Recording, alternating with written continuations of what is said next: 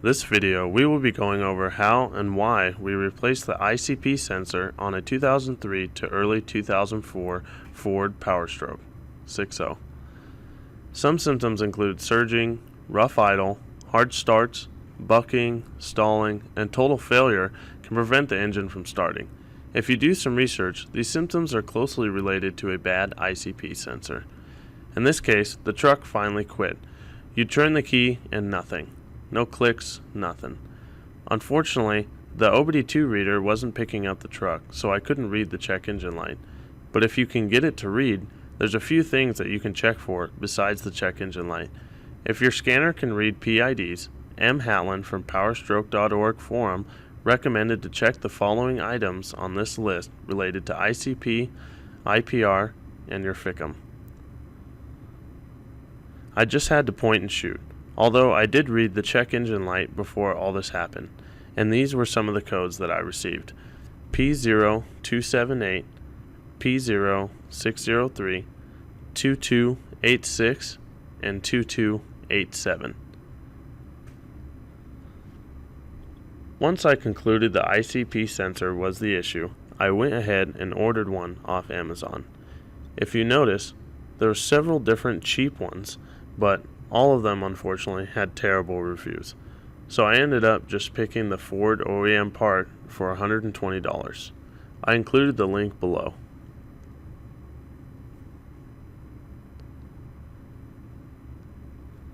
Let's start by seeing where your ICP sensor is.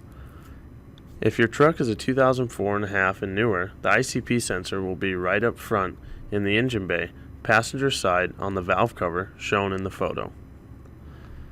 Although if your truck is a 2003 to early 2004, the ICP sensor will be behind the turbo. In this case, our truck was a 2003. Now here are some of the tools that I used. A few extensions, long and short, a 27mm deep socket for the ICP sensor, a 1/4-inch drive ratchet, swivel, 13mm deep socket, 10mm deep socket, serpentine belt tool, electrical cleaner, and dielectric grease, and an impact gun and a ratchet. Since ours is in the worst spot, we'll have to get it from underneath. Start by crawling underneath the vehicle on the driver's side and look up between the transmission and the frame. You'll notice there's a heat shield in the way. There are 3 bolts holding the shield on, 2 10mm and a 13mm bolt. Start with the visible 10mm bolt, the one in the middle. Next, move on to removing the 13mm bolt which is on the driver's side behind the charge pipe to the turbo. I used a small extension and a shallow 13mm socket to get around the exhaust.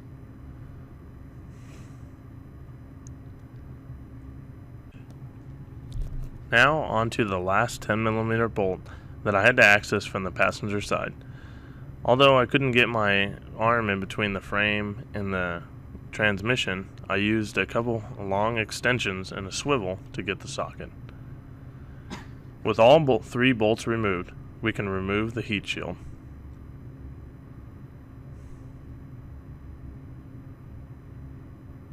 Voila!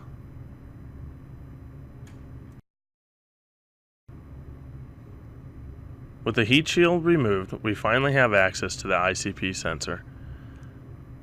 When you get a closer look, you'll notice the tinfoil looking loom covering the plug and sensor. Go ahead and pull back the loom so you can undo the plug. It's pretty easy to unplug. As shown in the photo, just lift the tab and remove.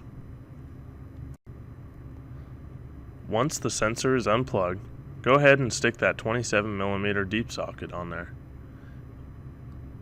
As you can see, once the socket is on, there's not enough room to fit a ratchet in between the socket and the charge pipe. So what I did was end up using a serpentine belt tool. This gave me enough room to get it on there and loosen it. Then I finished unthreading by hand. If you see oil on your sensor, you can conclude that it's bad.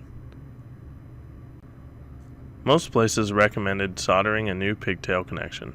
I ordered one, but there's no way I'm soldering a new pigtail connection with that poor sensor location. Since I didn't replace the pigtail, I ended up just using some CRC electronic cleaner to clean the old pigtail.